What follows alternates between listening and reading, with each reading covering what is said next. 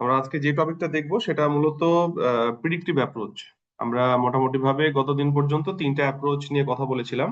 মোটামুটি আমাদের একটা প্রজেক্টকে ম্যানেজ করার জন্য তিন ধরনের অ্যাপ্রোচে কাজ করি। একটা predictive, first one is predictive, second one is iterative and incremental, and third one is adaptive. আমরা আজকে প্রিডিক্টিভ অ্যাপ্রোচ নিয়ে কথা বলবো। এই প্রিডিক্টিভ অ্যাপ্রোচের জন্য আমরা এই বইটাকে ফলো করতে চাচ্ছি। এটা ইলিয়াস এম আওয়াদের বই। এটা মূলত সিস্টেম অ্যানালাইসিস এন্ড ডিজাইনের জন্যই ডেভেলপ করা। তবে এই বইতে এই চ্যাপ্টারটা খুব ভালো মতো আসলে বলা আছে, এবং এই বইতে পুরাটাই আসলে প্রিডিক্টিভ অ্যাপ্রোচ নিয়ে কথা বলা। তো আমরা এই চ্যাপ্টারটা দেখলে আসলে প্রিডিক্টিভ অ্যাপ্রোচ কিভাবে কাজ করে সেই সম্পর্কে আমরা আইডিয়া পেয়ে যাব। তো আমরা প্রথমেই এইখানে একটা ডায়াগ্রামে যাব, যে ডায়াগ্রামটা আসলে প্রিডিক্টিভ অ্যাপ্রোচ নিয়ে কথা বলছে। এই অ্যাপ্রোচ গুলো, একটা প্রিডিক্টিভ অ্যাপ্রোচের আসলে কতগুলা ফেজ থাকতে পারে, এইখানে এই ডায়াগ্রামটা সেটা রিপ্রেজেন্ট করে। ফার্স্ট যে স্টেপ সেটা হচ্ছে recognition of need. Recognition of নিডটা হচ্ছে যে একটা সিস্টেমে যখন কোনো প্রবলেম হয়, একটা সিস্টেমের কোনো একটা সাব অংশে বা যে কোনো জায়গাতেই তার মেইন অংশে বা যে কোনো সাব পার্টে তার যে প্রবলেম গুলা হয়, সেই প্রবলেম গুলাকে আসলে সলিউশন করার জন্যই একটা প্রজেক্ট থ্রো করা হয়, যেন আলটিমেটলি সিস্টেম ভালো মতো চলে বা স্মুথলি চলে। তো আসলে প্রবলেমটা কি সেটা কিন্তু এখানে ডিল করা হয়, যে একটা সিস্টেমের প্রবলেমটা কি সেটা আইডেন্টিফাই করার জন্য এই রিকগনিশন অফ নিড। এই রিকগনিশন অফ নিডকে আমরা বলতে পারি প্রবলেম আইডেন্টিফিকেশন। সেকেন্ড ওয়ান হচ্ছে ফিজিবিলিটি স্টাডি। আসলে এটা ফিজিবিলিটি স্টাডি বলতে ডিটেলস ফিজিবিলিটি স্টাডি বোঝানো হয়। তো এই ফিজিবিলিটি স্টাডি কিন্তু অ্যানালাইসিস ফেজের মধ্যে থাকবে।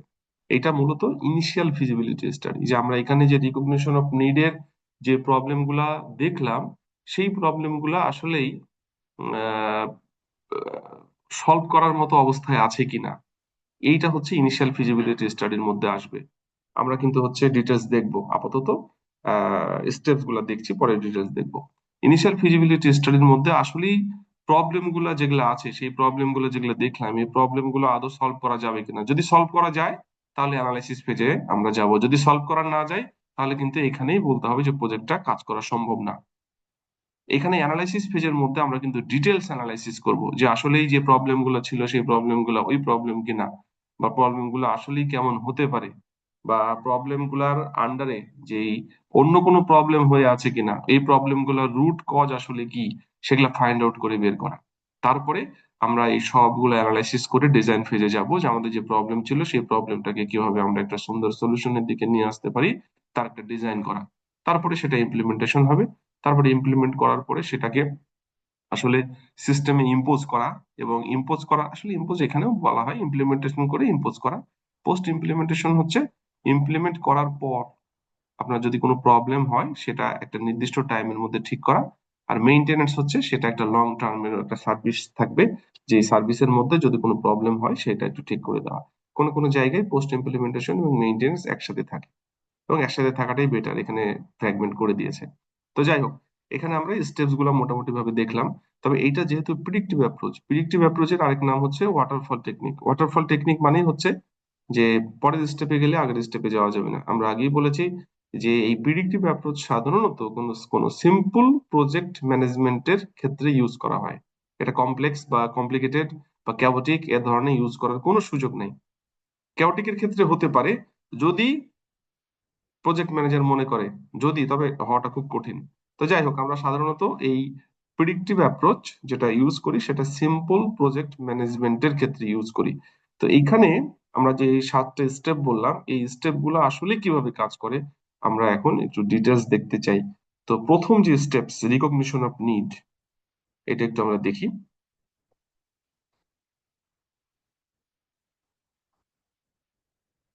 Recognition of need, what is the problem. আসলে এটাকে যদি আমরা বলি যে রিকগনিশন অফ নিড মানে কি, এর মানে হচ্ছে প্রবলেম আইডেন্টিফিকেশন। প্রবলেম আইডেন্টিফিকেশন, যে একটা প্রজেক্ট যে রান হবে, সেই প্রজেক্টটা কি কারণে হতে পারে। প্রজেক্টটা কোনো একটা পার্টিকুলার প্রবলেমকে সলভ করার জন্য হতে পারে, কোনো একটা আউটপুটকে আরো বেটার সার্ভিস প্রোভাইড করার জন্য হতে পারে, কোনো একটা নতুন কিছু করার জন্য হতে পারে, যেটাই হোক না কেন সিস্টেমে ডেভেলপ করবে। তো রিকগনিশন অফ নিড মানে হচ্ছে ওই প্রবলেম গুলা কি, বা আমরা কি করতে চাচ্ছি সেটাকে ফাইন্ড আউট করা। এবং মোস্ট অফ দ্য কেসে আমরা কিন্তু এটাই দেখতে পাই, যে আসলে একটা সলিউশন হলো কিন্তু সলিউশনটা আসলে কাজ করছে না। কারণ রিকগনিশন অফ নিড যেটা, প্রবলেমটা কি সেটা আসলে ডিফাইন করা হয় নাই। তো আমরা যদি সেই প্রবলেমটাকে ঠিক মতো ডিফাইন করতে না পারি তাহলে কিন্তু প্রবলেমটাকে ঠিক মতো আসলে ডিফাইন করতে হবে। তো এই ডিফাইনটা করা কিন্তু খুব জরুরি।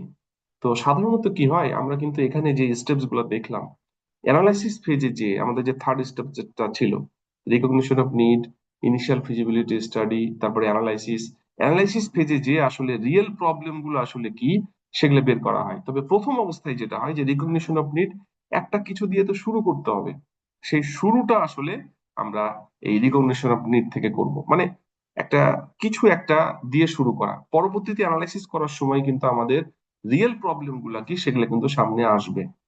তো যেটাই হোক না কেন, যে রিকগনিশন অফ নিড মানে হচ্ছে প্রবলেমটা কি সেটার একটা জেনারেল গাইডলাইন থাকবে, যে তিনটা চারটা প্রবলেম বা এরকম থাকতে পারে। বা কোনো জায়গায় হয়তো আপনি একটা কাজ করতে গেলে সেখানে প্রবলেমের সংখ্যা বাড়তে পারে, 10টা প্রবলেম থাকতে পারে। সেই প্রবলেমের মধ্যে যেগুলা হচ্ছে আসলে প্রায়োরিটি বেসিসে যেগুলো ইম্পর্টেন্ট প্রবলেম সেগুলো নিয়ে আসলে কাজ শুরু করা। তো যাই হোক না কেন, আমাদের এই স্টেপস এর কাজই হচ্ছে আসলে প্রবলেমটা কি সেটা নিয়ে আমাদের চিন্তা করতে হবে, মানে প্রবলেমটাকে আইডেন্টিফাই করতে হবে। যেমন কি হতে পারে, একটা এক্সাম্পল দিই। আমরা তো আসলে প্রজেক্ট ম্যানেজমেন্ট দেখছি, স্পেশালি আমরা এআই বা ডিপ লার্নিং, মেশিন লার্নিং এই ধরনের প্রজেক্টের জন্য কাজ করছি। যেমন হতে পারে যে আপনার কোনো একটা সুপার স্টোরে আপনাকে একটা ডেটা সেট দিয়ে দিল, দিয়ে বললো যে হচ্ছে যে আমরা ফিউচারে প্রিডিক্ট করতে চাই যে সামনে 3 মাস পর আমাদের হচ্ছে কোন ধরনের প্রোডাক্ট বেশি লাগবে কোন একটা পার্টিকুলার রিজনে। সেখানে হয়তো আপনার 10 বছরের ডাটা দিয়ে দিয়েছে সুপার স্টোরে, আপনি এখন ওখানে কি করবেন? তো আপনি যখনই ডেটা সেটটা দেখলেন, আপনাকে যে কাজটা দিল, তো আপনার কিন্তু জেনারেল কিছু ফাইন্ডিংস থাকবে যে ঠিক আছে, আপনার ডেটা সেটটা কোনো ল্যাগিংস আছে কিনা, ডেটা সেটের মধ্যে কোনো ডেটা মিসিং আছে কিনা, ডেটা সেটটা আপনি কিভাবে চাচ্ছেন, তাদের আসলে রিকোয়ারমেন্ট গুলা কি, মানে তারা যা চাচ্ছে সেই চাওয়াটার মধ্যে আসলে প্রবলেম গুলা কি কি আছে, তার একটা জেনারেল গাইডলাইন আপনি তৈরি করবেন। যেমন এখানে 3টা বা 5টা প্রবলেম আইডেন্টিফাই করে আপনাকে কাজটা শুরু করা। তবে এই প্রবলেম গুলা আপনার অ্যানালাইসিস ফেজে যে প্রবলেম থাকবে কি থাকবে না সেটা কিন্তু বলা যাচ্ছে না, চেঞ্জ হয়ে যেতে পারে। ওকে। তো রিকগনিশন অফ নিড মানে হচ্ছে আসলে প্রবলেমটা কি সেটা আমরা বের করবো ইনিশিয়াল অবস্থায়। এরপরে আমরা যখন যাচ্ছি ফিজিবিলিটি স্টাডি, আমি আগেই বললাম যে এইটা কিন্তু আসলে ইনিশিয়াল ফিজিবিলিটি স্টাডি, এটা সেকেন্ড স্টেপ। ইনিশিয়াল ফিজিবিলিটি স্টাডিতে সাধারণত কি করা হয়, আপনাকে যে প্রবলেমটা দেওয়া হলো, যেমন সুপার স্টোর একটা প্রবলেম দিল, প্রবলেমটা দেওয়ার পরে আপনি ওইখানে তো প্রবলেমটা দেখলেন যে এই প্রবলেম, আপনি কিন্তু ডেটা সেট দেখবেন, তারপরে ওরা যা গোল চাচ্ছে, যেটা বের করতে বলছে আপনাকে, সেইটা আদৌ বের করা যাবে কিনা। আপনি কিন্তু মোটামুটি ভাবে যদি একটু এমএল ইঞ্জিনিয়ার হিসেবে কাজ করেন, তাহলে কিন্তু বুঝতে পারবেন যে আসলেই আপনি আহ ওই ডাটা থেকে আসলে যেই জিনিস ওরা বের করতে বলছে, যে আউটপুটটা বের করতে বলছে সেটা আসলে বের করা সম্ভব কিনা, বা আপনার রেজাল্ট কেমন আসতে পারে। আপনি যদি মোটামুটি এক্সপার্ট হয়ে যান, আপনি কিন্তু সেটা বুঝতে পারবেন ওরা যেটা চাচ্ছে তার সাথে আপনি আসলে কাজটা মিলাইতে পারবেন কিনা। সেইটা যদি আপনি বুঝতে পারেন তাহলেই কিন্তু আপনি কাজটা করবেন, নাহলে কিন্তু কাজটা করবেন না। ইনিশিয়াল ফিজিবিলিটি স্টাডি কেমন, আমি একটা এক্সাম্পল দিই। ধরেন আপনাকে বলা হলো যে আপনি এখনই চিটাগাং থেকে ঢাকায় যাবেন, আপনার হচ্ছে এই মুহূর্তেই যেতে হবে। এখন আপনি চিন্তা করছেন যে আপনার তো এই এই শিডিউল গুলো আছে, আপনি এখন এই শিডিউল গুলো বাদ দিয়ে কিভাবে যাবেন, আপনি যেতে পারছেন না। বা আপনি চিন্তা করলেন যে ঠিক আছে, যে শিডিউল আছে শিডিউলকে ডিসকার্ড করে আপনি চলে যাবেন। তো এই যে যেতে পারছেন কি পারছেন না, এটা কিন্তু একটা ডিসিশন। এটাকে ইনস্ট্যান্ট কিন্তু ডিসিশন নিচ্ছেন আপনি। তো এই ইনিশিয়াল ফিজিবিলিটি স্টাডিতে এইটা যেটা হয় সেটা হচ্ছে আপনার যে প্রবলেম গুলো আপনাকে দেওয়া হলো, এই প্রবলেম গুলার উপরে বেস করে আপনি কি কাজটা সামনের দিকে এগিয়ে নিয়ে যাবেন না যাবেন না, এই ডিসিশনটা কিন্তু এখানে নেওয়া হয়। সাধারণত একটা অর্গানাইজেশনে যদি কোনো প্রবলেম থাকে, একজন প্রজেক্ট ম্যানেজার যখন প্রবলেম গুলাকে প্রথম অবস্থায় দেখে, দেখার পরে উনি যদি এনভায়রনমেন্টটাকে দেখে সবকিছু বুঝে যদি মনে করেন যে এই প্রবলেমটা আসলেই সলিউশন করার মতো, তাহলে সামনের দিকে যাবেন, না হলে যাবেন না। এটা করতে হয়তো 3 দিন 5 দিন বা 1 সপ্তাহ সময় উনি নিতে পারেন। যদি সামনের দিকে যান তাহলে কিন্তু উনি মোটামুটি ডিটারমাইন্ড থাকবেন যে উনি কাজটা করে দিবেন বা করতে পারবেন, বা প্রজেক্টটা একটা সাকসেস লেভেলে যাবে। আর যদি মনে করেন যে না, কাজটা করা যাবে না, তাহলে কিন্তু প্রজেক্টটা সাকসেস লেভেলে হয়তো যাবে না, সেই জন্য উনি করছেন না। দেখবেন যে কিছু লয়ার কিন্তু সব মামলা নেয় না।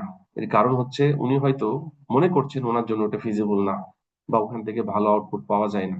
কেননা লয়ারের কিন্তু আপনার পারফরমেন্স ডিপেন্ড করে, তার গুডউইল ডিপেন্ড করে, সে কতগুলা কেস নিয়ে কতগুলাতে আসলে সাকসেস হয়েছে।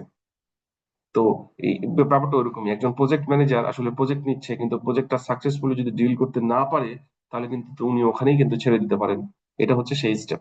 তো উনি প্রবলেম গুলো দেখবেন, প্রবলেম গুলো দেখার পর যদি মনে করেন যে কাজটা করা যায় তাহলে কাজ করবেন, যদি না করা যায় তাহলে করবেন না। এখন এই ইনিশিয়াল ফিজিবিলিটি স্টাডিতে সাধারণত তিনটা কোশ্চেনের অ্যান্সার খুঁজে বের করার চেষ্টা করা হয়। প্রথম কোশ্চেনটা হচ্ছে, what are the users demonstrable needs and how does a candidate system meet them. দেখেন, এক্সিস্টিং সিস্টেম মানে যেই সিস্টেমটা এখন রানিং চলছে, আর ক্যান্ডিডেট সিস্টেম মানে হচ্ছে যেটা আসবে প্রপোজড প্রজেক্টের পরে যেটা আসবে। এক্সিস্টিং হচ্ছে প্রজেক্ট শুরু করার আগে, আর ক্যান্ডিডেট সিস্টেম হচ্ছে বা প্রপোজ সিস্টেম হচ্ছে প্রজেক্ট শেষ করার পরে কি হবে। তো এখানে এই ইনিশিয়াল ফিজিবিলিটি স্টাডিতে তিনটা কোশ্চেনের অ্যান্সার খুঁজে বের করা হয়। যদি এই তিনটাই পজিটিভ হয়, ইয়েস হয়, তাহলে আশা করা যায় যে এইটা পরের ফেজে কাজ করবে, অথবা যদি নেগেটিভ হয় তাহলে কিন্তু এটা নিয়ে কাজ করার সুযোগ নেই। কি কি কোশ্চেন একটু দেখেন। What are the users demonstrable needs. User, user মানে কি? একটা প্রজেক্টের ইউজার বলতে সাধারণত দুই ধরনের গ্রুপকে বোঝায়। একজন হচ্ছে কনজিউমার, যারা কাস্টমার, যারা ওই অর্গানাইজেশন থেকে সার্ভিস নেয়। যেমন আপনি যে সুপার স্টোরের কথা বললাম, সেই সুপার স্টোরের যারা কাস্টমার, তারা। ইউজারদের চাহিদা কি, কাস্টমারদের চাহিদা কি, এটা হলো এক ধরনের ইউজার। সেকেন্ড ইউজার হচ্ছে যারা ওই অর্গানাইজেশনের এমপ্লয়ি, যারা ওখানে জব করে, যারা অফিস স্টাফ, তাদেরও চাহিদা থাকতে পারে। কেননা দুই ধরনের পিপুলকে আসলে সাপোর্ট দিয়ে আপনাকে প্রজেক্ট ডেভেলপ করতে হবে, তাছাড়া কিন্তু প্রজেক্ট সাকসেস হওয়ার চান্স খুব কম। তো এখানে যেটা বলছে, what are the users demonstrable needs, ইউজারদের আসলে চাহিদা কি, ইউজাররা কি চায়, and how does a candidate system meet them. আপনি যে প্রজেক্টটা ডেভেলপ করবেন, ওই ডেভেলপ প্রজেক্টটা কিভাবে এই ইউজারদের চাহিদাটাকে পূরণ করার চেষ্টা করতে পারে। তাহলে প্রথম স্টেপ হচ্ছে যে ইউজারদের চাহিদা কি, এবং যেই ডেভেলপ সিস্টেমটা তৈরি হবে প্রজেক্ট হওয়ার পরে, সেটা কি আসলেই তাদের চাহিদাকে পূরণ করতে পারছে কিনা। এবং এই ইউজারদের চাহিদা কিন্তু আমাদের রিকগনিশন অফ নিড, যেটা প্রবলেম আইডেন্টিফিকেশন ছিল সেখানে কিন্তু ছিল। সেকেন্ড হচ্ছে, what resources R available for given candidate system. আপনি যে নতুন সিস্টেমটা তৈরি করতে যাচ্ছেন সেটার জন্য কোন কোন রিসোর্স অ্যাভেলেবল আছে। রিসোর্স বলতে কিন্তু দুই ধরনের জিনিস বোঝায়, একটা হচ্ছে মেশিনারিজ হতে পারে, আর একটা হচ্ছে man power, skilled man power. তো এই ধরনের রিসোর্স গুলো আসলে অ্যাভেলেবল আছে কিনা নতুন যে সিস্টেমটা ডেভেলপ করা হচ্ছে সেটার জন্য। Is the problem worth solving, problem কি আসলেই সলভ করা যাবে যে রিসোর্স আছে সেগুলো দিয়ে। থার্ড হচ্ছে, what are the likely impact of the candidate system on the organisation. আপনি যে প্রজেক্টটা ডেভেলপ করছেন, সেই ডেভেলপ প্রজেক্টটা কি আসলেই এই সিস্টেমে কি ধরনের ইম্প্যাক্ট ফেলতে পারে, সেই ইম্প্যাক্টটা কি আসলেই ওর্স এর দিকে নিয়ে যাবে কিনা। যেমন ধরেন, আপনি খুব মোটামুটি মাঝামাঝি একটা অর্গানাইজেশনে খুব ভালো একটা অর্গানাইজেশনের মতো করে একটা সিস্টেম ডেভেলপ করে দিলেন, ওই ইম্প্যাক্টটা কি ওই অর্গানাইজেশন নিতে পারবে? এটা কিন্তু খুব কঠিন একটা বিষয়। কেননা আপনি একটা সিস্টেমের জন্য একটা কোর সিস্টেমের জন্য খুব ভালো একটা প্রজেক্ট যদি ডেভেলপ করে দেন, তাদের তো আসলে নেওয়ার অ্যাবিলিটি খুব কম। তো সেই ধরনের রিসোর্স, সেই ধরনের ম্যান পাওয়ার ওখানে আছে কিনা, এটা আগের স্টেপে ছিল।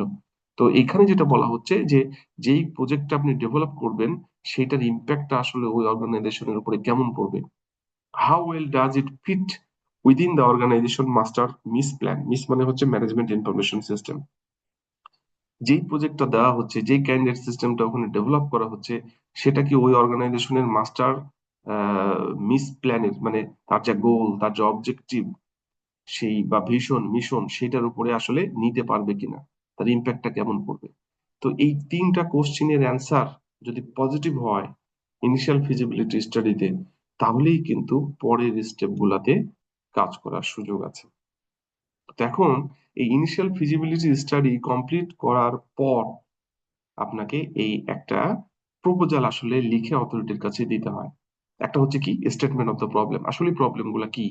আমরা রিকগনিশন অফ নিডে যে জিনিসগুলো পাইলাম, এখানে 3টা 5টা 8টা 10টা প্রবলেম হতে পারে, তবে যেটাই হোক না কেন, যদি প্রবলেমের সংখ্যা বেশি থাকে, তাহলে আপনাকে কি করতে হবে, ওর মধ্যে প্রায়োরিটি বেসিসে যেগুলো খুবই হাই প্রায়োরিটি সেগুলো নিয়ে কাজ করতে হবে। আপনি হয়তো 15টা প্রবলেম পাইলেন, তার মধ্যে মেজর প্রবলেম হয়তো 5টা, আপনি 5টা নিয়ে কাজ শুরু করলেন। বা ওই পাঁচটাকে ফোকাস করলেন, অন্যগুলো হয়তো আপনি হাইলাইট কম করলেন, সেটা হতে পারে। আবার অনেক ক্ষেত্রে কিন্তু সবগুলাই লাগতে পারে। এটা ডিপেন্ড করছে প্রজেক্টের উপরে, আপনার প্রজেক্টের কমপ্লেক্সিটির উপরে। তো এটা হচ্ছে statement of the problem. Problem গুলো আসলে কি সেটাকে ডিফাইন করা। সেকেন্ড হচ্ছে summary of findings and recommendation. আপনি যে প্রবলেম গুলা দেখলেন, এখানে কিন্তু খুব বেশি সময় পাওয়া যাবে না, যদিও বলা হচ্ছে সামারি অফ ফাইন্ডিংস। আমি আগেই বলেছি এটা হচ্ছে ইনিশিয়াল ফিজিবিলিটি স্টাডি। এখানে 5 থেকে 7 দিনের মতো একটা সময় বা 3 দিন একটা সময় আপনি নিতে পারেন। তো এই সময়ের মধ্যে আপনাকে হচ্ছে যে প্রবলেম গুলো বলা হইলো সেই প্রবলেম গুলো আদৌ সলভ করা যাবে কিনা সেগুলোর জন্য মিনিমাম 3 থেকে 5 দিন একটা সময় নিয়ে আপনি তাদের কাছ থেকে ডাটা নিয়ে আপনি নিজের অবজারভেশন দিয়ে আপনি ফাইন্ডিংস বের করে সেই ওর প্রবলেমের পার্সপেক্টিভ, এখানে যদি 3টা বা 5টা প্রবলেম থাকে তাহলে এই প্রবলেমের পার্সপেক্টিভে আসলে ফাইন্ডিংস কি এবং তার করসপন্ডিং রিকমেন্ডেশন গুলো কি হতে পারে সেগুলো লেখা। তারপরে হচ্ছে ডিটেলস অফ ফাইন্ডিংস।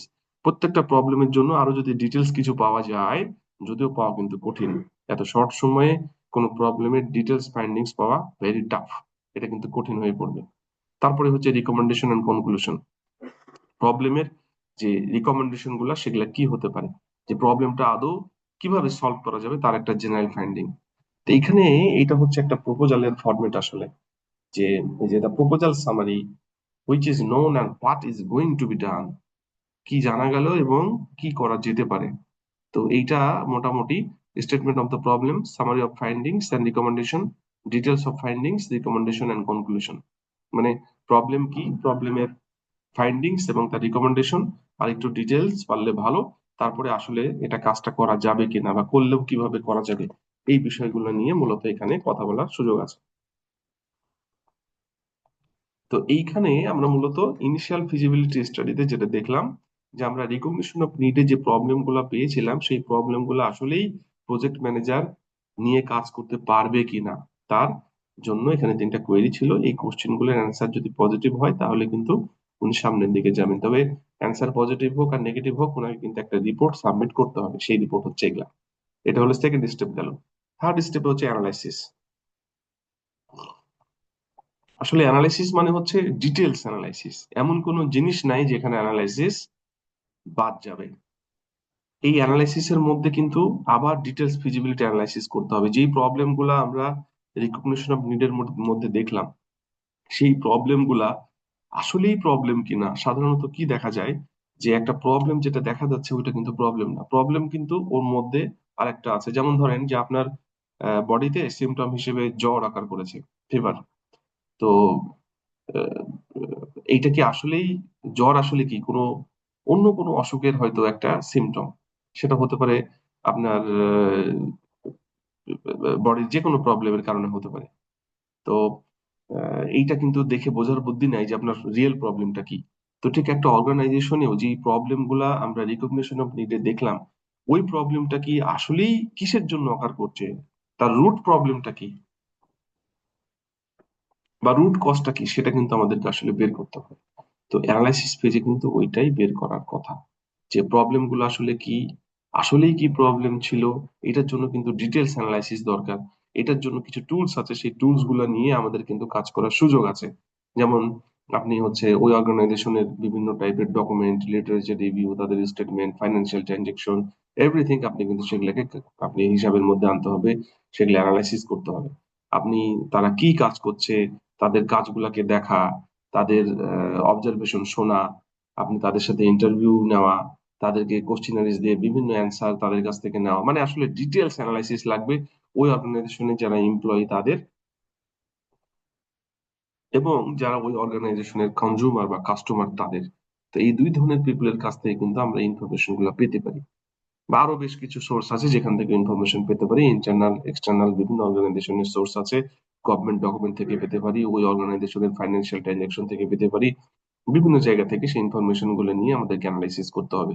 এই অ্যানালাইসিসের জিস্ট অংশই হচ্ছে যে আমরা যে প্রবলেম গুলা দেখেছিলাম সেই প্রবলেম গুলা কি আসলেই রিয়েল প্রবলেম, বা ওই প্রবলেম গুলা কিসের জন্য অকার করছে, ওইটার রুট কজটা কি। যেই রুট কজ একটা ঠিক করলে হয়তো 3টা প্রবলেম ঠিক হয়ে যেতে পারে, সেই রুট কজটা কিন্তু আমাদেরকে ঠিক করতে হবে।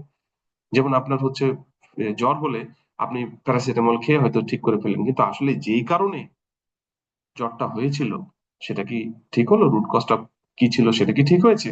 যদি আপনি ওটা ঠিক করতে না পারেন আবার কিন্তু জ্বর অ্যারাইজ করবে। তো আমাদের এখানেও তাই, একটা সিস্টেমের জন্য যদি কোনো প্রবলেম থাকে, সেই প্রবলেমটা আসলে কিসের জন্য হচ্ছে, রুট কজটা বের করে আমাদেরকে সেটা ঠিক করার চেষ্টা করাটাই হচ্ছে কিন্তু প্রজেক্টের কাজ। এই প্রজেক্ট দিয়ে সিস্টেমের ওই প্রবলেম আমরা ঠিক করব। তো অ্যানালাইসিস পেজে কিন্তু আমরা সাধারণত এই ডিটেলস অ্যানালাইসিস গুলা করি, এবং এখানে এই অ্যানালাইসিস এর মধ্যে ডিটেলস ফিজিবিলিটি অ্যানালাইসিসও থাকবে। এরপরে হচ্ছে ডিজাইন। ডিজাইনের মধ্যে কি থাকবে? ডিজাইনের মধ্যে আসলে আমরা কি দেখেন, আমরা ইনিশিয়ালি কিন্তু রিকগনিশন অফ নিডে প্রবলেম গুলো আইডেন্টিফাই করেছিলাম। সেকেন্ড, আমরা ইনিশিয়াল ফিজিবিলিটি স্টাডিতে আমরা ওই প্রবলেম গুলা আদৌ সলভ করে সামনের দিকে যাওয়া যাবে কিনা সেটা দেখেছিলাম। যদি পজিটিভ হয় তাহলেই কিন্তু অ্যানালাইসিস হবে, যদি পজিটিভ না হয় তাহলে কিন্তু ওখানে প্রজেক্ট ম্যানেজার অফ করে চলে যাবেন। ধরে নিলাম প্রজেক্ট করা যাবে, এরপরে আসলে হচ্ছে অ্যানালাইসিস পেজ। অ্যানালাইসিস পেজে উনি ডিটেলস অ্যানালাইসিস করবেন। এখানে কিন্তু বেশ সময় লাগে, 3 মাস 6 মাসও লাগতে পারে। এটা depends on the project size আর প্রজেক্ট কমপ্লেক্সিটি। তো অ্যানালাইসিসটা করার পর, উনি অ্যানালাইসিস করার পরে মোটামুটি ভাবে প্রবলেম গুলো আসলে কি, রিয়েল প্রবলেম গুলা কি, সেগুলা বের করার পরে সেগুলা কিন্তু ডিজাইনে নিয়ে আসতে হবে। এমন ভাবে এই প্রজেক্টটাকে ডিজাইন করতে হবে যেন ওই প্রবলেম গুলো আসলে সলভ হয়ে যায়।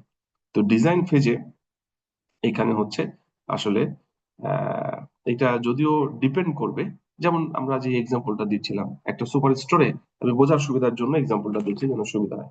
একটা সুপার স্টোরে আপনাকে বলা হলো যে আপনি এই ডেটা সেট নিয়ে কাজ করেন।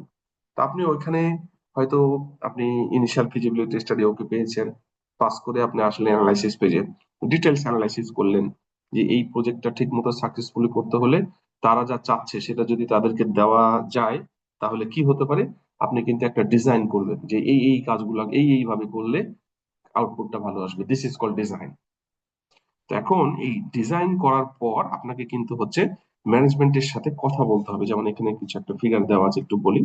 যেমন দেখেন, এই যে ফ্রম অ্যানালাইসিস, অ্যানালাইসিস করার পর কি কি ডিজাইন করতে হবে, আউটপুট ডিজাইন, আউটপুটে কি পাওয়া যাবে তার ডিজাইন।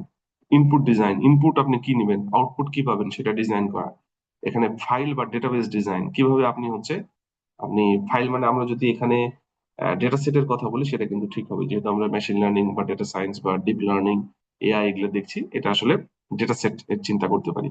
তারপরে এগুলাকে আমরা প্রসেসিং করতে পারি কিভাবে, সেগুলোকে নেওয়ার পরে এই যে ডিটেল সিস্টেম ডকুমেন্টেশন, কিভাবে কাজগুলো করবেন তার কিন্তু ডকুমেন্টেশন থাকতে হবে। তারপরে design submitted for the approval, আপনি যে ডিজাইনটা করলেন, এই যে পুরো recognition of need, initial feasibility study, details analysis করার পরে কিভাবে রুট কজ গুলোকে আপনি সলভ করবেন, সেগুলার যে ডিজাইনটা করলেন, এবং তার সাথে ডিজাইনের সাথে কিন্তু cost justification of candidate system design, আপনি কিভাবে খরচ বরচের হিসাবগুলো ঠিক করবেন সেটা দেখা। তো এই ডিজাইন করার পরে এই যে ডিজাইন অ্যাকসেপ্টেড, নো ইয়েস, যদি অথরিটি বলে যে এই যে ডিজাইনটা না, এটা ঠিক হবে না, তাহলে কিন্তু প্রজেক্ট বাদ হয়ে যেতে পারে, অ্যাবান্ডন প্রজেক্ট, এই ডিজাইনটা তাদের পছন্দ হয়নি। আর যদি আপনার হচ্ছে ডিজাইনটা অ্যাকসেপ্টেড হয় তাহলে এখানে আসবে পরের কাজ করার জন্য। তো এইখানে এই যে যেটা বলা হচ্ছে যে ডিজাইন অ্যাকসেপ্টেড না, আসলে বিষয়টা এরকম হয় না। প্রবলেম হচ্ছে যে যদি তাদের পছন্দ না হয়, সাধারণত কি হয়, অ্যানালাইসিস করার পরে আপনার অল্টারনেট সলিউশন দেওয়া দরকার। সাধারণত প্রজেক্ট ম্যানেজাররা অল্টারনেট সলিউশন দেন, 3টা বা 2টা 4টা এরকম অল্টারনেট সলিউশন দেন। তবে বেস্ট ওয়ে হচ্ছে 3টা সলিউশন দেওয়া একটা প্রবলেমের পার্সপেক্টিভে। আমরা রিকগনিশন অফ নিডে যে প্রবলেম গুলো পাইলাম, সেগুলোকে ইনিশিয়াল ফিজিবিলিটি স্টাডি পার করার পরে অ্যানালাইসিস পেজে যেয়ে ওইখানে ডিটেলস অ্যানালাইসিস করে হচ্ছে ডিজাইনে যখন আসা হলো, তখন ওই প্রবলেম গুলাকে অ্যাকুমুলেট করে 3টা অল্টারনেট সলিউশন দিলে ভালো। একটা হচ্ছে একটা approach, first approach, second approach, third approach. এখন অথরিটির কাছে এই 3টা অ্যাপ্রোচ দিলে ওনারা আলোচনা করে 3টা অ্যাপ্রোচের মধ্যে যে কোনো একটা সিলেক্ট করতে পারেন। কারণ এখানে কিন্তু বিষয় আছে, কষ্টের বিষয় আছে, কিভাবে ওনারা চাচ্ছেন, ওনার অর্গানাইজেশনের জন্য কোনটা ভালো হবে ওনারাই ভালো বুঝবেন। তো ওনাদের হাতে অপশন দেওয়া, সেই অপশন গুলো দিলে ওনারা ওখান থেকে একটা চুজ করতে পারেন, অথবা ওই 3টাকে দেখে প্রজেক্ট ম্যানেজারের সাথে আলোচনা করেও কিন্তু একটা সলিউশন উনি দিতে পারেন, দিয়ে কিন্তু তাহলে তার পরের পেজে যাবে। তাহলে যদি ডিজাইন অ্যাকসেপ্টেড হয়ে যায়, এরপরে হবে আসলে ইমপ্লিমেন্টেশন। ইমপ্লিমেন্টেশন মানে সেগুলোকে আসলে যেই ধরনের ইমপ্লিমেন্টেশন সেগুলো ইমপ্লিমেন্ট করা। যেমন আমরা যে সুপার স্টোরের কথা বলছিলাম, আপনাকে প্রবলেম বললো, আপনি ইনিশিয়াল ফিজিবিলিটি স্টাডি পার করলেন, এরপরে অ্যানালাইসিস ডিটেলস করার পরে আপনি ডিজাইন দিলেন তাদেরকে যে এইভাবে কাজটা আমরা করতে চাচ্ছি। তারপরে এই কাজটা ওনারা যদি অ্যাপ্রুভ করেন, তারপরে আপনি কিন্তু ইমপ্লিমেন্টেশনে যাবেন, আপনি কিন্তু মেশিন লার্নিং এর মডেল ডেভেলপ করবেন। এই ইমপ্লিমেন্ট করার পরে আপনি এই ইমপ্লিমেন্টেশনের যে আউটপুট সেটা কিন্তু আপনি তাদেরকে দিবেন, তাদের সিস্টেমে ওটা বসিয়ে দিবেন, বা আপনি তারা যেভাবে চায়, আপনি যদি রেজাল্ট চায় সেভাবে দিবেন। তারা যদি কোনো সিস্টেমে ডেভেলপ করে নিতে চায় সেটা করতে পারেন। তো এইটা করার পর এটা ইমপ্লিমেন্টেশন হলো। ইমপ্লিমেন্টেশনের পরে হবে পোস্ট ইমপ্লিমেন্টেশন এন্ড মেইনটেনেন্স। আপনাকে আবার বলতে পারে যে ঠিক আছে, প্রবলেম হচ্ছে আমাদের ডিজাইনটা এরকমই ছিল, ঠিকই আছে, আমরা আউটপুটটা এরকম না, এখন একটু এরকম চাচ্ছি। সেটা কিন্তু পোস্ট ইমপ্লিমেন্টেশন বা মেইনটেনেন্স এর মধ্যে পড়বে। পোস্ট ইমপ্লিমেন্টেশন সাধারণত ইমপ্লিমেন্ট করার পরে প্রথম যে স্টেপটা, সেটা হতে ওখানে যারা ট্রেনিং, সেই ট্রেনিং এর জন্য হতে পারে। যদি তারা মনে করে যে আপনি একটা সিস্টেম ডেভেলপ করে দিলেন, একটা সফটওয়্যার ডেভেলপ করে দিলেন মেশিন লার্নিং মডেলের, তারা বলতে পারে যে হচ্ছে যে আমরা এটা কিভাবে চালাবো, আমাদেরকে একটু ট্রেনিং দেন। তো এইটা কিন্তু হচ্ছে আপনাকে ট্রেনিং দিতে হবে, যদি ওরকম চুক্তির মধ্যে থাকে তাহলে। এটা হলো পোস্ট ইমপ্লিমেন্টেশন। বাট আপনার সাথে একটা চুক্তি থাকতে পারে যে 3 বছর, 5 বছর, 1 বছর বা 6 মাস একটা প্রবলেম থাকলে প্রবলেমটা আপনি কিভাবে সলভ করবেন তাদের সাথে একটা চুক্তি হতে পারে। আর মেইনটেনেন্স হচ্ছে যে আপনি টাইম টু টাইম যে কোনো প্রবলেম হলে তাদের এই সার্ভিসটাকে মেনটেন করবেন।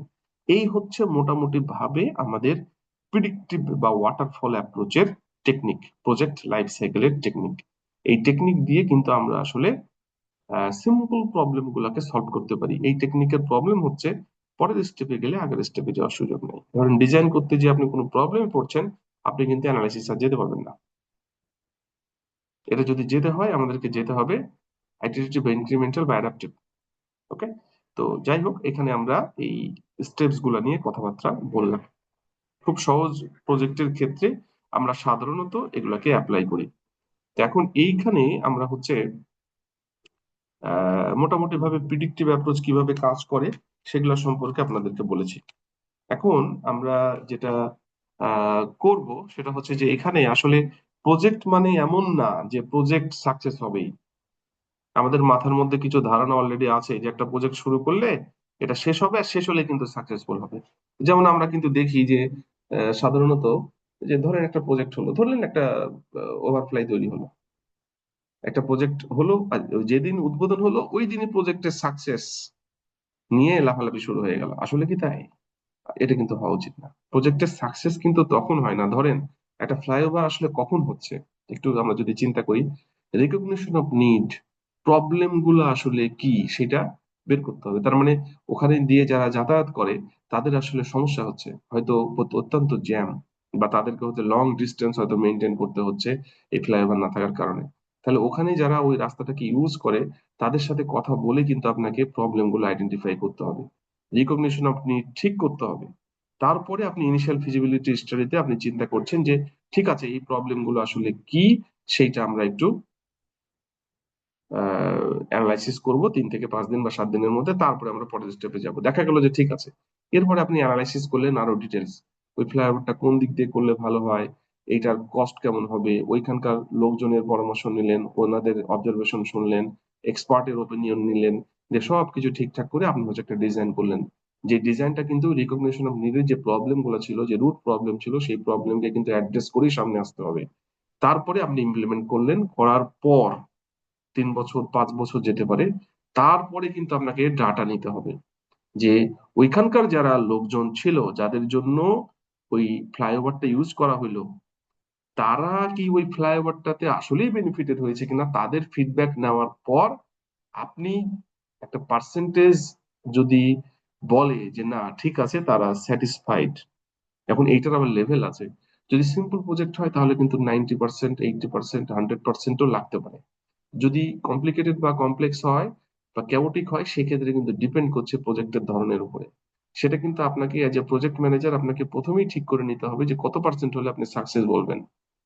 তো এই যেটা বলার উদ্দেশ্য সেটা হচ্ছে, একটা প্রজেক্ট আমরা যেদিনই আহ উদ্বোধন করে ফেললাম,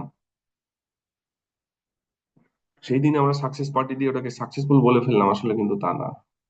এটা একটা নির্দিষ্ট টাইম পিরিয়ড পর ওইখানে আপনি যদি একটা ফিডব্যাক নিয়ে কাজটা করেন, তাহলে সেই কাজটা কিন্তু আপনার সাকসেস হলো কি হলো না আপনি বুঝতে পারবেন, তার আগে না। তো যাই হোক, আমরা যেভাবে প্রজেক্টটা করি, আলটিমেটলি প্রজেক্ট কিন্তু আসলে প্রজেক্ট ম্যানেজমেন্টের অ্যাপ্রোচ ওয়াইজ করতে হবে। এটা নিজের মতো করে আসলে প্রজেক্ট ডেভেলপ করার সুযোগ নাই। তো এখানে আমরা যে প্রজেক্টের কথাটা বললাম, প্রজেক্ট কিন্তু আনসাকসেসফুল হতে পারে, এবং কোনো কোনো সময় দেখবেন এবং মোস্ট অফ দ্য কেসে কিন্তু আনসাকসেসফুল অনেক ক্ষেত্রেই হয়। এবং এইটা ডিপেন্ড করছে, যদি একজন প্রজেক্ট ম্যানেজার আসলে স্কিল না হয়, তার যদি ওই ধরনের ক্যাপাবিলিটি না থাকে, তাহলে কিন্তু প্রজেক্ট সাকসেস হওয়াটা খুব কঠিন। এবং এই প্রজেক্ট আনসাকসেসফুল হওয়ার রেটও কিন্তু অনেক হাই। একটা প্রজেক্ট কখন সাকসেসফুল হবে, কখন আনসাকসেসফুল হবে, আমরা দেখবো। এখনই একটা টপিক আছে, তার আগে একটু দেখবো যে প্রজেক্ট টার্মিনেশন। একটা প্রজেক্ট কিন্তু চলতে চলতে প্রজেক্ট বন্ধ হয়ে যেতে পারে। আমাদের কিন্তু দেখার এরকম অনেক সুযোগ আছে, যে দেখবেন যে কোনো কোনো ফ্লাইওভার অর্ধেক হয়ে আর হয় না। কোনো কোনো প্রজেক্ট হয়তো হয়েছে, একটা ফ্লাইওভার হয়েছে কিন্তু লোকজন ইউজ করে না। তো এগুলা কিন্তু আসলে প্রজেক্ট আনসাকসেসের রেট। আবার হচ্ছে একটা প্রজেক্ট হতে হতে বন্ধ হয়ে গেল, বিভিন্ন কারণে প্রজেক্ট বন্ধ হতে পারে। তো এখানে যে টপিকটা বলা আছে সেটা হচ্ছে যে আসলে প্রজেক্ট টার্মিনেট কখন হতে পারে, প্রজেক্ট চলতে চলতে বন্ধ হয়ে যেতে পারে কি কি কারণে। তার অনেকগুলো কারণ থাকতে পারে। এখানে কিছু মেজর ক্রাইটেরিয়া দিয়েছে যেগুলা মোস্ট অফ দ্য প্রজেক্টে কাজ করে মানে প্রজেক্ট টার্মিনেট হওয়ার জন্য দায়ী। কি কি কারণ হতে পারে দেখেন: changing objectives or requirements of the user can't be meet by the existing design. ধরেন একটা প্রজেক্ট চলছে, ইউজারদের চাহিদা মাঝপথে চেঞ্জ হয়ে গেল। একটা প্রজেক্ট চলছে, 2 বছর মেয়াদী একটা প্রজেক্ট চলার কথা, 6 মাস পর ওইখানে যারা ইউজার আছে তারা বলছে যে না, আমাদের এই প্রজেক্টটা আপাতত আমাদের মনে হচ্ছে লাগবে না।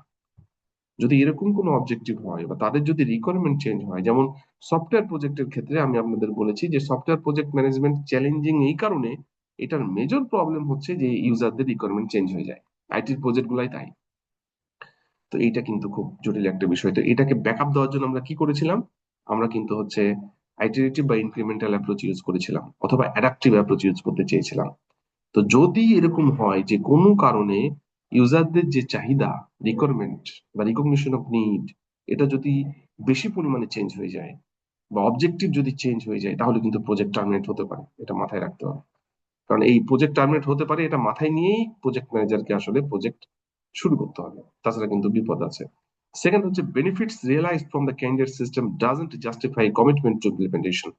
একটা প্রজেক্ট যেই উদ্দেশ্যে, যেই বেনিফিটের কারণে শুরু করার কথা বলা হচ্ছিল, সেইটা প্রজেক্ট চলাকালীন সময় বোঝা যাচ্ছে যে এখান থেকে সেই বেনিফিটটা পাওয়া যাবে না, জাস্টিফাইড বেনিফিট পাওয়া যাবে না, তাহলে কিন্তু প্রজেক্ট টার্মিনেট হতে পারে। অনেক ক্ষেত্রে প্রজেক্ট ম্যানেজারও প্রজেক্ট টার্মিনেট করে দিতে পারে। যেমন ধরেন একটা ফ্লাইওভার আপনি তৈরি করতে গেলেন, বা অলরেডি কিন্তু অর্ধেক হয়ে আছে, এখন আরেকটা প্রজেক্ট হয়তো ওর পাশ দিয়ে একটা খুব বড় একটা রাস্তা যাচ্ছে, যেটা আসলে ওই ফ্লাইওভারের কোনো বেনিফিট লোকজন পাবেন, বা লোকজন হয়তো ফ্লাইওভারটাকে ইউজ করতে চাবে না।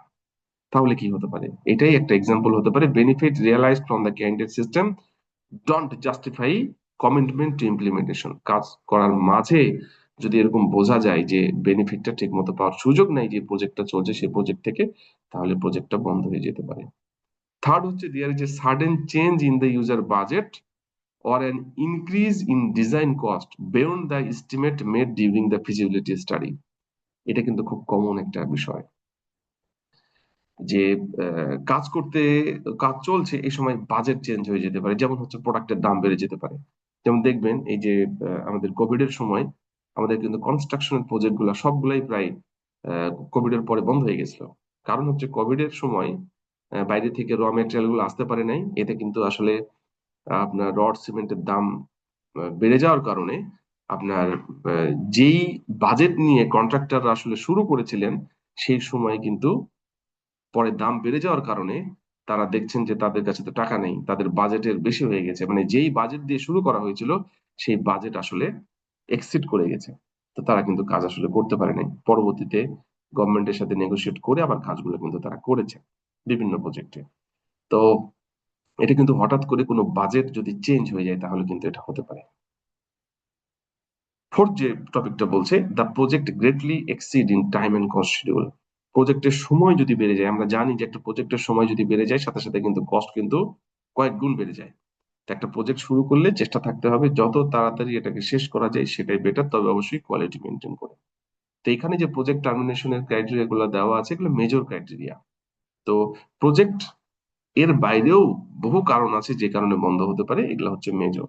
আমরা যে ধরনের প্রজেক্টই করি, যারা প্রজেক্ট ম্যানেজার, আপনার ফিল্ডেরই প্রজেক্ট হতে হবে, নট নেসেসারি। আপনি যেমন এখানে আমরা যেটা যেই কারণে আসলে দেখছি সেটা হচ্ছে এআই রিলেটেড প্রজেক্ট।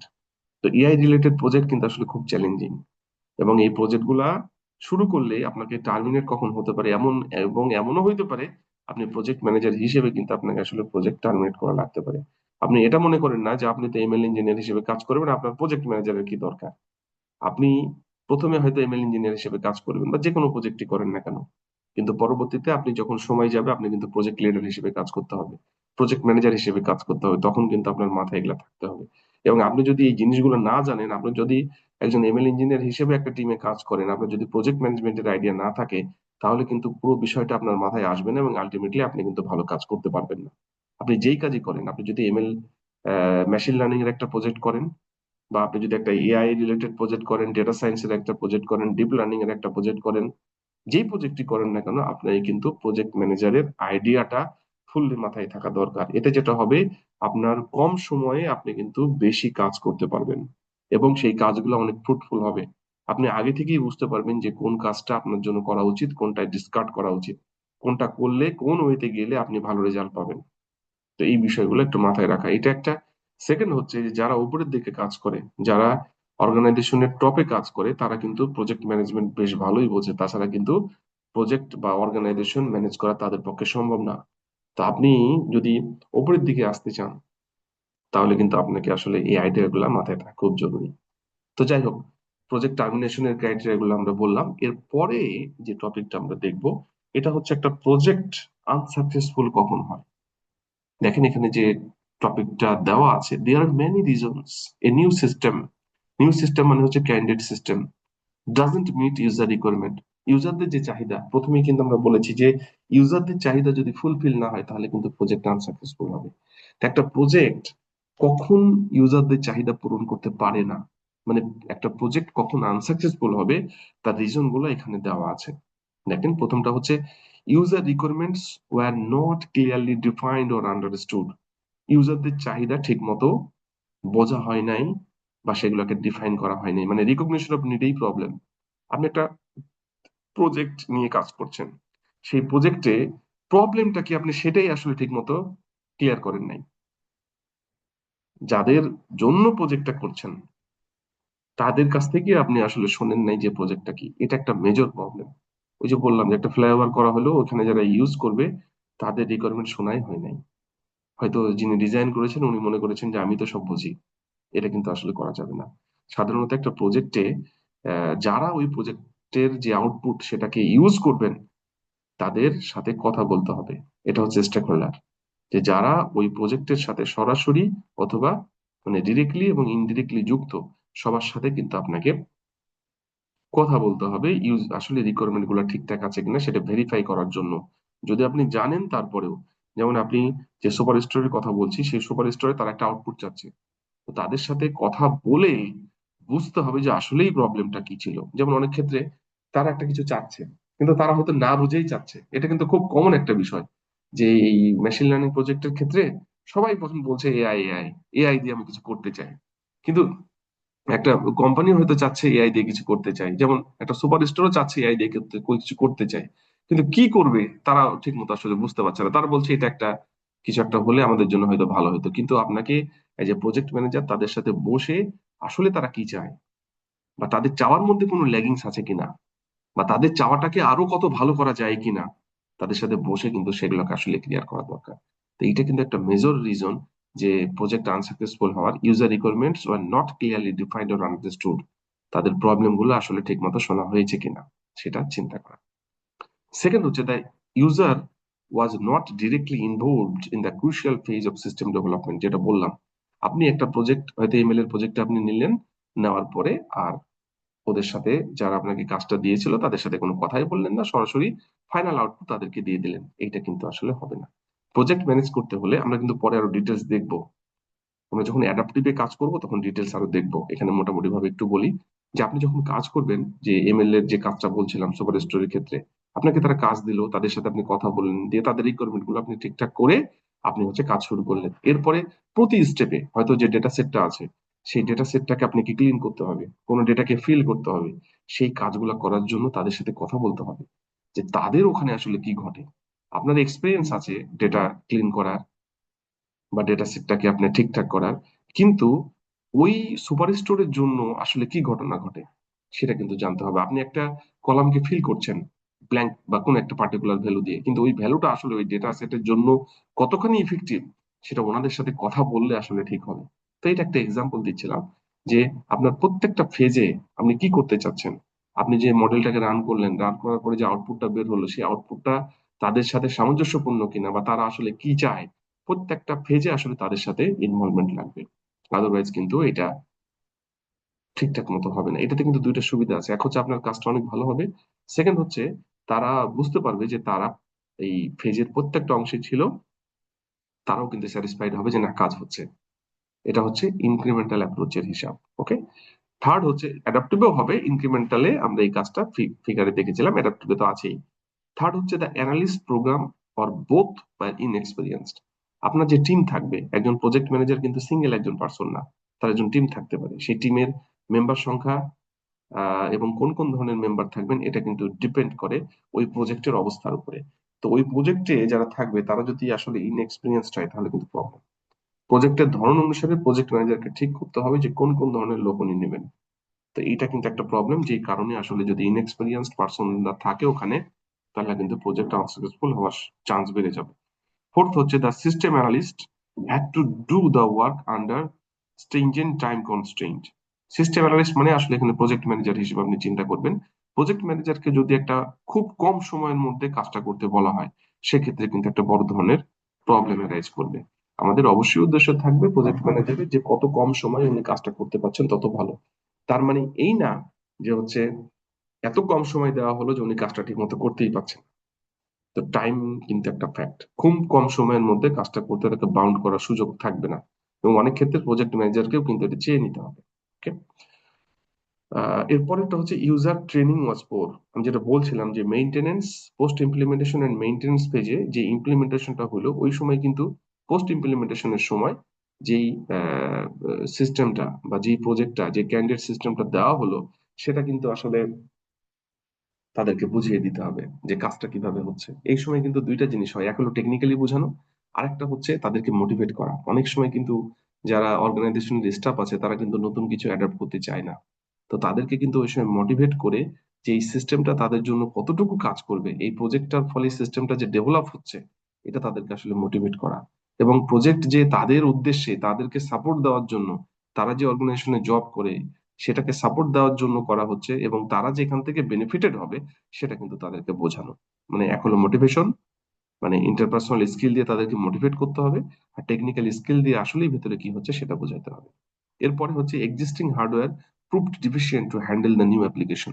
যে হার্ডওয়্যার আছে বা যে মেশিনারিজ আছে এক্সিস্টিং, সেইটা আসলে অনেক ক্ষেত্রে দেখা যায় যে একটা নতুন অ্যাপ্লিকেশন বা নতুন সিস্টেম ডেভেলপ করে দেওয়া হলো, কিন্তু এক্সিস্টিং যে হার্ডওয়্যার আছে সেই হার্ডওয়্যার গুলো আসলে সেগুলোকে সলভ করার মতো ক্যাপেবল না, এরকম যেন না হয়। যদি থাকে তাহলে কিন্তু নতুন হার্ডওয়্যার কিনতে হবে। The new system left users in other department out of touch with information that the old system had provided. এখানে যেটা হচ্ছে যে নতুন সিস্টেমের জন্য হয়তো কিছু ইউজার লাগবে, এরকম ইউজারকে না দিয়ে পুরাতন ডিপার্টমেন্টের লোকজনকে ওখানে লাগিয়ে দেওয়া হলো, তারা আসলে ক্যাপেবল না। এরকম কারণেও কিন্তু আসলে প্রজেক্ট আনসাকসেসফুল হতে পারে। এরপরে the new system was not user friendly. এটা খুবই কমন একটা বিষয় যে যে সিস্টেমটা নতুন ভাবে ডেভেলপ করা হলো ক্যান্ডিডেট সিস্টেম, সেটা আসলে ইউজার ফ্রেন্ডলি না। এরপরে ইউজার চেঞ্জ দেয়ার রিকোয়ারমেন্ট। এটা তো আগেই বললাম যে ইউজার যদি কাজ চলাকালীন সময়ে প্রজেক্টে যদি তাদের রিকোয়ারমেন্ট চেঞ্জ করে ফেলে, এটা কিন্তু খুব মুশকিল, এবং এটা কিন্তু খুব কমন। এটা আপনার নিজের ক্ষেত্রেও কিন্তু আজকে যেটা প্রয়োজন সেটা কালকে প্রয়োজন নাও হতে পারে। তো এইটা প্রজেক্টের ক্ষেত্রে ইউজারদের চাহিদা যদি পূরণ চেঞ্জ হয়ে যায় তাহলে কিন্তু মুশকিল হয়ে যাবে। Last one is the user staff was hostile. এটা খুবই মেজর একটা প্রবলেম। অনেক ক্ষেত্রে প্রজেক্টে দেখা যায় যে যেই অর্গানাইজেশনের জন্য আপনি প্রজেক্টটা ডেভেলপ করছেন, ওইখানকে ইউজাররা চাচ্ছে না, কারণ তারা বুঝতে পারছে যে প্রজেক্টটা হলে হয়তো তাদের জন্য ক্ষতি হতে পারে। আসলে ক্ষতি হতে পারে এটা তাদের নলেজের অভাবের কারণে। তাদেরকে আসলে মোটিভেট করতে হবে, তাদেরকে আপডেটেড হতে হবে। অনেক সময় তারা আপডেট হতে চায় না, এবং সেই কারণে নতুন কোনো সিস্টেমে অ্যাডপ্ট হতে চায় না। তো যদি এরকম মনে করে ইউজাররা যে প্রতিকূল পরিবেশে যাচ্ছে তাদের জন্য, তাহলে কিন্তু এটা সিস্টেমটাকে আনসাকসেসফুল করে ফেলতে পারে, মানে প্রজেক্টটাকে আনসাকসেসফুল করতে পারে। তো এইখানে হচ্ছে যে টপিকগুলো আমরা দেখলাম, এইটা অনেকগুলোই টপিক দেওয়া আছে, এর বাইরেও টপিক আছে। এই টপিকগুলো হচ্ছে মূলত একটা নতুন সিস্টেম কিভাবে আনসাকসেসফুল হতে পারে, একটা নতুন সিস্টেম কিভাবে ইউজারদের চাহিদা পূরণ করতে না পারে, তার পয়েন্ট। তো আমরা এর আগে যে টপিকটা দেখেছিলাম সেটা ছিল যে প্রজেক্ট টার্মিনেট হতে পারে, হঠাৎ করে একটা প্রজেক্ট টার্মিনেট হতে পারে, তার কিছু রিজন। আর এইখানে হচ্ছে যে প্রজেক্ট আনসাকসেসফুল কিভাবে হতে পারে তার রিজন। তা আমরা মোটামুটি ভাবে এই চ্যাপ্টারে মোটামুটি যেটা দেখার চেষ্টা করেছি, একটা প্রিডিক্টিভ অ্যাপ্রোচ কিভাবে কাজ করে, তার স্টেপস গুলা কি। আমরা 7টা স্টেপ দেখেছি এবং সেগুলা মোটামুটি ভাবে কিভাবে কাজ করা যেতে পারে তার কিছু ধারণা আপনাদেরকে দিয়েছি। তবে মাথায় রাখতে হবে এই প্রিডিক্টিভ বা ওয়াটারফল অ্যাপ্রোচ আমাদের সবসময়, এটা কিন্তু সিম্পল প্রজেক্ট ম্যানেজমেন্টের ক্ষেত্রে আমরা ইউজ করি। এবং তার সাথে আমরা দেখলাম যে প্রজেক্ট সিম্পল হলেও কিন্তু প্রজেক্ট টার্মিনেট হয়ে যেতে পারে, এটা যে কোনো সময় টার্মিনেট হতে পারে। তো সেই কন্ডিশন গুলো আমরা দেখেছি এবং একটা প্রজেক্ট কিভাবে আনসাকসেসফুল হতে পারে সেটা কন্ডিশন আমরা দেখেছি। এইখানে একটা খুব সুন্দর ফিগার দেওয়া আছে যে একটা প্রজেক্ট শুরু কিভাবে হচ্ছে এবং শেষ কিভাবে হচ্ছে। একটা প্রজেক্ট যদি আনসাকসেসফুল হয়, দেখেন আপনি যদি খারাপটা না জানেন তাহলে কিন্তু ভালোটা জানা খুব মুশকিল, ভালো কোনটা সেটা তো বোঝা যাবে না। তো এখানে যে এক্সাম্পলটা দেওয়া আছে সেটা হচ্ছে একটা প্রজেক্ট খারাপ কিভাবে হতে পারে তার এক্সাম্পলটা দেওয়া আছে। তাহলে আপনি বুঝতে পারবেন, সতর্ক থাকবেন যে কোন কোন জায়গায় এটা খারাপ হতে পারে, আপনি সেই জায়গাগুলো একটু সতর্ক হওয়ার চেষ্টা করবেন। এখানে যেমন দেখেন, আমি একটু বলি, এইখানে একটা ফিগার দেওয়া আছে, as proposed by the project sponsor. Project sponsor সাধারণত কারা হয়? একটা অর্গানাইজেশনে যারা সাধারণত ওই অর্গানাইজেশনের আপনার ডিরেক্টর, বোর্ড অফ ডিরেক্টরস এর মেম্বার বা বোর্ড অফ গভর্নর্স এর মেম্বার, বা যারা আসলে ওই প্রজেক্টটাকে ডেভেলপ করতে চায়। আসলে প্রজেক্টটা কি, একটা সিস্টেমের কোনো একটা প্রবলেম হচ্ছে, অথবা কোনো একটা সিস্টেমের কোনো একটা জায়গাকে আরো ইমপ্রুভ করার দরকার হচ্ছে। তবে যেটাই হোক না কেন, এগুলোর কিন্তু মেইন উদ্দেশ্যই হচ্ছে যে ওইখানে যারা ইউজার আছে তাদেরকে বেটার সার্ভিস প্রোভাইড করা। তো এখানে যে প্রজেক্টটা, এখানে আসলে একটা এক্সাম্পল আকারে একটা ফিগার দেওয়া যেন আপনি বুঝতে পারেন যে আসলে কি হতে পারে। সেই কারণে যে as proposed by the project sponsor, project স্পন্সররা চাচ্ছিল যে ওইখানে যারা কাস্টমার আছে তাদেরকে একটা দোলনায় খুব বসার একটা কমফোর্টেবল জায়গা, দেখেন 3 স্টেপস দোলনা তারা হচ্ছে একটা মেনটেন করেছে, যে কাস্টমারদেরকে তারা এই পরিমাণ কমফোর্ট দিতে চায়। 3 স্টেপের একটা দোলনা, যে as project by the project sponsor. যখন এটা কিন্তু প্রজেক্ট স্পন্সরদের মাথায় আছে, তারা রিয়েলি কিন্তু এই সার্ভিসটা দিতে চায়। সেকেন্ড স্টেপে কি হলো, as specified in the project request, তাদের মাথায় এটা আছে। স্পন্সররা যখন তাদের অফিসারকে বললো, তাদের অর্গানাইজেশনের যারা ম্যানেজমেন্টে আছে আহ, তাদেরকে যখন বললো যে ঠিক আছে আমরা এমন একটা চাচ্ছি, এই কাজটা আপনারা হচ্ছে কাগজে কলমে লিখেন, এই যে রিকোয়েস্ট বলা হচ্ছে, প্রজেক্ট রিকোয়েস্ট, প্রজেক্টে এরকম চাওয়া হচ্ছে। এই মাথা থেকে যখনই এটা কাগজে আসলো তখনই কিন্তু আপনার হচ্ছে এটা 3 স্টেপ থেকে 1 স্টেপ হয়ে গেল। ক্লিয়ার? ওকে। এরপরে as design by the senior analyst, মানে হচ্ছে প্রজেক্ট ম্যানেজার, আপনি চিন্তা করতে পারেন। তো যখন এইটা সিস্টেম অ্যানালিস্ট বা প্রজেক্ট ম্যানেজারকে দিয়ে এই কাজটা করতে বলা হলো, উনি কি করলেন, উনি এটাকে না বুঝতে পেরে এইটাকে জাস্ট হচ্ছে, দেখেন, এটাকে আসলে কাণ্ডের সাথে ঝুলিয়ে দিয়েছেন। এখানে কিন্তু দেখেন বুঝতে কিন্তু পারবে কাস্টমার, কাস্টমার এখানেও বুঝতে পারতো 3 স্টেপে, এখানেও বুঝতে পারছে 1 স্টেপে, এখানেও বুঝতে পারবে, তবে সেটা দোল খাওয়া হবে না, কিন্তু বুঝতে পারবে। কিন্তু দেখেন আসলে কিভাবে আপনার চেঞ্জটা আসছে। এরপরে দেখেন, as produced by the programmer, system analyst বা প্রজেক্ট ম্যানেজার এইভাবে ডিজাইন করলেন, এরপরে প্রোগ্রামাররা কোড লিখে হয়তো এটাকে ঠিক করবে এখন, তাই তো? তো প্রোগ্রামাররা কি করলেন, প্রোগ্রামাররা হচ্ছে এইটাকে 2 কাণ্ডের সাথে এই যে 2টা রশি ঝুলিয়ে দিয়ে এখানে বসালেন, বসছে, কিন্তু এটা দোল খাওয়ার কোনো অপশন নাই। তারপরে দেখেন, as installed at the user site, কিন্তু যখন এটা, যেদিন ওই যে উদ্বোধন হবে বললাম, যেদিন ইমপ্লিমেন্টেশন হলো, সেদিন তো এটা তো আসলে স্পন্সররা দেখতে চেয়েছিল দোল খাওয়ার মতো, এখানে তো দোল খাওয়া যায় না। তাহলে এখন তাদেরকে দেখানোর জন্য কি করা হলো, সবাইকে দেখানোর জন্য উদ্বোধনের দিন কি হলো, গাছের গুড়িটা কেটে ফেলা হলো, এবং গুড়িটা কাটলে তো গাছ পড়ে যাবে, এই কারণে এটা দিয়ে ঠেকা দেওয়া হয়েছে।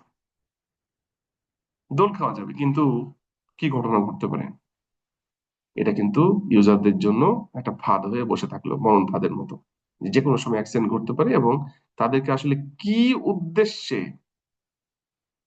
এটা দেওয়া হয়েছিল, মানে তারা করতে চেয়েছিল স্পন্সররা, কিভাবে ট্রানজিশন হয়ে এরকম তাদের জন্য একটা বিপদ হয়ে দাঁড় হলো। কিন্তু এই ফিগারে আসলে কি চেয়েছিল, what are the user wanted, যারা ওইখানকার ইউজার, তারা চেয়েছিল যে আমাকে হচ্ছে একটা গাছের সাথে একটা রশি দিয়ে একটা কিছু বেঁধে দিলে আমি ওখানে বসে দোল খেতাম। এটা ছিল ইউজারদের চাহিদা। ইউজাররা এটা চেয়েছিল, স্পন্সররা এটা দিতে চেয়েছিল। দেখেন এরা কি চেয়েছে ইউজার আর স্পন্সর, মানে লোয়ার লেভেল, যারা লোয়ার লেভেল বলা ঠিক না, যারা আসলে ইউজ করবে, তারা চেয়েছিল এটা। যারা মেইনলি দিতে চায় তারা চেয়েছিল এইটা দিতে, কিন্তু এইটা তাদের জন্য তৈরি হয়ে থাকলো। এগুলো সবই হচ্ছে প্রজেক্ট ম্যানেজমেন্টের ভুলের কারণে। তো প্রজেক্ট ম্যানেজমেন্ট যদি ঠিক মতো না হয় তাহলে কিন্তু এটা হবে। এটা সব ধরনের প্রজেক্টের ক্ষেত্রের জন্যই প্রযোজ্য। এটা আপনি কনস্ট্রাকশন প্রজেক্ট বলেন, আপনি সফটওয়্যার প্রজেক্ট বলেন, আপনি এমএল প্রজেক্ট বলেন, আপনি এআই প্রজেক্ট বলেন, সব প্রজেক্টের জন্য এই জিনিস। এবং এটাই কিন্তু হয়। প্রজেক্ট ম্যানেজার যদি ঠিক মতো জিনিসটাকে বুঝতে না পারে, ওনার যদি আইডিয়া না থাকে, ওনার প্রজেক্ট ম্যানেজমেন্টের নলেজ না থাকে, কোনো কাজই আসলে ঠিক মতো হবে না। এবং যারা অর্গানাইজেশনে জব করে বা যারা হচ্ছে নিজের বিজনেস লিড করে, আলটিমেটলি আপনাকে কিন্তু প্রজেক্টই করতে হয় সবসময়। একটু চিন্তা করে দেখেন, আপনাকে কিন্তু প্রজেক্টই করতে হয় সবসময়। ছোট, বড়, কমপ্লেক্স, সিম্পল, বিভিন্ন টাইপের প্রজেক্ট করতে হয়। তো আপনি যদি প্রজেক্টের আইডিয়া গুলো না থাকে, আপনি দেখবেন যে একটা অর্গানাইজেশনে কেউ হয়তো আপনার কাজ করতে করতে একবারে নিচ থেকে অনেক উপরে চলে গেছে, আরেকজন হয়তো উপরে উঠতেই পারছে না, আসলে তার প্রজেক্ট ম্যানেজার ক্যাপাবিলিটি খুবই পোর, এবং নিজের লাইফের ক্যাপাবিলিটি, ম্যানেজমেন্ট ক্যাপাবিলিটিও পোর। যেমন অনেকে দেখবেন যে অনেক কিছু শিখেছে কিন্তু আসলে তার প্রফেশনাল লাইফের গ্রোথ ঠিক নাই। আবার অনেকে দেখবেন যে হচ্ছে বেশি কিছু শিখে নাই, কিন্তু যেটা শিখেছে উনি হচ্ছে একটা ডিরেকশনাল ওয়েতে খুব ভালো মতো শিখেছে, উনি কিন্তু উপরের দিকে খুব দ্রুত চলে যাচ্ছে। তো এই বিষয়গুলো কিন্তু অনেক কিছুর উপর ডিপেন্ড করে। যারা সাকসেসফুল তারা কিন্তু পার্সোনাল লাইফেও সাকসেসফুল, প্রফেশনাল লাইফেও সাকসেসফুল হয় ম্যাক্সিমাম ক্ষেত্রে। সবার জন্য যে সবকিছু ঐকিক নিয়মে হবে তা না। তবে হচ্ছে প্রজেক্ট ম্যানেজার আইডিয়াটা খুব ভালোভাবে দরকার, তাছাড়া কিন্তু প্রফেশনাল লাইফ অন্তত ডেভেলপ হওয়াটা কঠিন।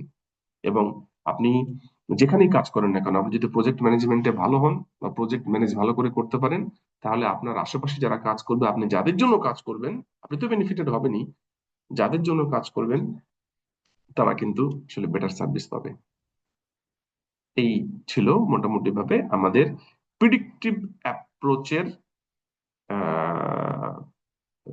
যে ওয়ে আউট করা, সেটা আমরা আজকের লেকচারে করলাম। আমরা মূলত প্রিডিক্টিভ অ্যাপ্রোচটা কি, কিভাবে কাজ করে, তার স্টেপস গুলা কি, সেগুলো নিয়ে ডিটেলস আলোচনা করেছি।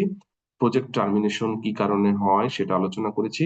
প্রজেক্ট আনসাকসেসফুল কি কারণে হয় সেটা আলোচনা করেছি। এবং লাস্ট অফ অল আমরা যেটা করলাম সেটা হচ্ছে একটা ফিগার দেখানোর চেষ্টা করলাম যে প্রজেক্ট ম্যানেজ ঠিক মতো না করতে পারলে আসলে কি ঘটনা ঘটতে পারে, এবং প্রজেক্ট ম্যানেজমেন্ট করা কেন জরুরি তার ইম্পর্টেন্সটা আমরা বুঝিয়েছি। এটা যে কোনো প্রজেক্টের ক্ষেত্রেই হতে পারে। তবে আপনাদের জন্য এআই রিলেটেড প্রজেক্টের ক্ষেত্রে আপনাকে ডেফিনেটলি কিছু স্টেপস মেনটেন করতে হবে। আমরা কিন্তু টাইম বাই টাইম সেগুলোকে দেখানোর চেষ্টা করবো। এগুলো ছিল একেবারে বেসিক আইডিয়া। Thank you.